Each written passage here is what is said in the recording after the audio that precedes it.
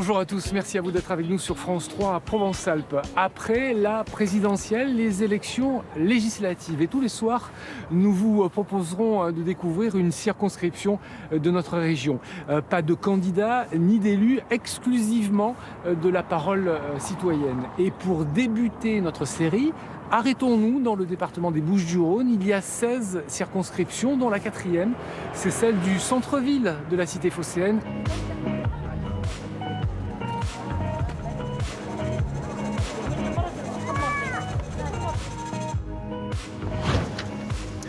Et le député de la 4e circonscription du département des Bouches-du-Rhône s'appelle Jean-Luc Mélenchon de la France Insoumise. Il a fini 3e de la dernière élection présidentielle. Bonjour, est-ce que vous connaissez ce monsieur? Oui, Jean-Luc Mélenchon. Alors vous savez qu'il est député? Oui. Député de la 4e circonscription, c'est l'endroit où nous sommes. Oui. Est-ce que vous connaissez le rôle des députés? Vous savez à quoi ça sert? Oui, ils votent les lois à l'Assemblée nationale. Voilà.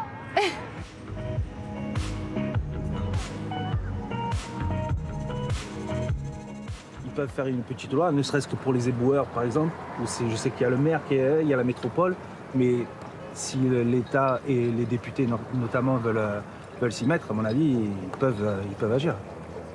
Ça, c'est le fléau de Marseille, quand même. Ils veulent travailler au fini parti, et moi, je vois dans ma rue, c'est une petite impasse, ils passent lorsqu'ils voient des poubelles, quoi.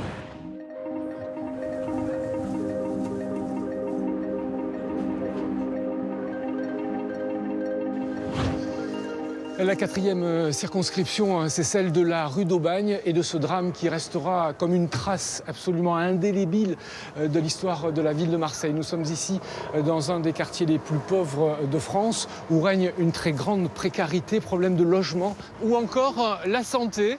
Il y a ici, dans le 1er arrondissement, 1344 patients pour un seul médecin et nous avons rendez-vous avec l'un d'entre eux.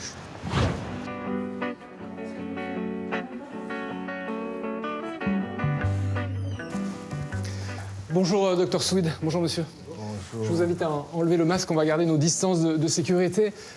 Si vous aviez un dossier à faire remonter à votre député, le député de la 4e circonscription, quel serait-il? Nous, ici, dans le 1er arrondissement, c'est le problème du logement, du mal-logement. Il y a beaucoup de gens qui viennent avec leurs photos, ils vivent dans des immeubles extrêmement moisis, des moisissures sur les murs, mal aérés. Et évidemment, tout ça, ça pose des problèmes de santé chez les enfants, essentiellement. Et puis, ça donne, des troubles psychologiques énormes. Ce sont des gens qui vivent, d'ailleurs, on l'a vu pendant le confinement, des fois à 5 dans un studio. Est-ce que nous sommes ici dans un désert médical? Je ne m'attendais pas, quand je me suis installé en 80, donc près de 42 ans en arrière, parce qu'un jour, j'ai à travailler autant. Vous suivez combien de patients? Sur mon nom, il y a à peu près 6000 patients qui sont inscrits, sans compter les enfants, ce qui évidemment pose le problème, puisque je vais avoir 70 ans, problème de ma suite, de ma succession. Merci à tous les deux. Merci bien.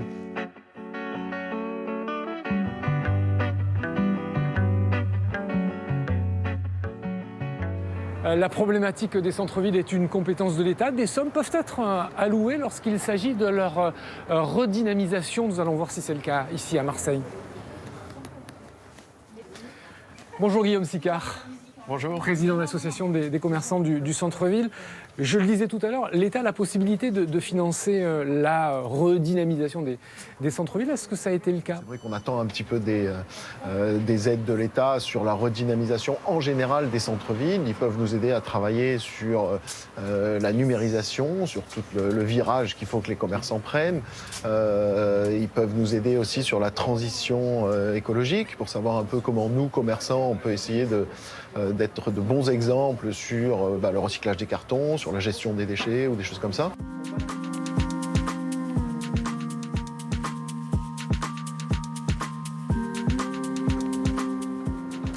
Guillaume Sicard, l'État qui participe à la rénovation des centres-villes, mais pas celui de Marseille. Pas celui de Marseille, trop grand. C'était des solutions qui ont été mises en place pour des petites villes Donc Marseille n'a pas bénéficié de ces aides de l'État sur la redynamisation des centres-villes. Alors nous, on a beaucoup de problématiques au niveau de la sécurité, donc on essaye de travailler là-dessus sur des zones commerciales protégées éventuellement, parce qu'aujourd'hui, le samedi, ça devient très compliqué en centre-ville. Et je vous propose qu'on aille rejoindre Jean-Raphaël Fernandez, c'est le bâtonnier de l'Ordre des avocats de Marseille. Avec plaisir. Jean-Raphaël Fernandez, bâtonnier de l'Ordre des avocats de Marseille. Combien d'avocats à Marseille? 2550 actuellement. La majorité des avocats travaillent ici, dans le cœur de ville de la cité phocéenne, donc c'est important ce qui s'y passe. C'est plus qu'important, c'est primordial. Non seulement ils y travaillent pour la plupart, mais en plus ils y vivent. Et ils font vivre le cœur du centre-ville historique où se trouvent les commerçants et toute la façade historique et touristique de cette ville. Au mois de juin, il y aura un nouveau député. Quel sera le dossier que vous allez lui transmettre en priorité? La construction de la grande cité judiciaire à Marseille dans les 5-6 ans qui viennent et dont on souhaite qu'elle soit implantée ici même, en plein centre du cœur historique, là où se situent déjà les palais, qui sont malheureusement sous-dimensionnés, très anciens et en partie vétustes. Merci à tous les deux. Merci bien. Voilà, c'est terminé pour aujourd'hui. Prochain rendez-vous demain. Merci de votre fidélité. Au revoir.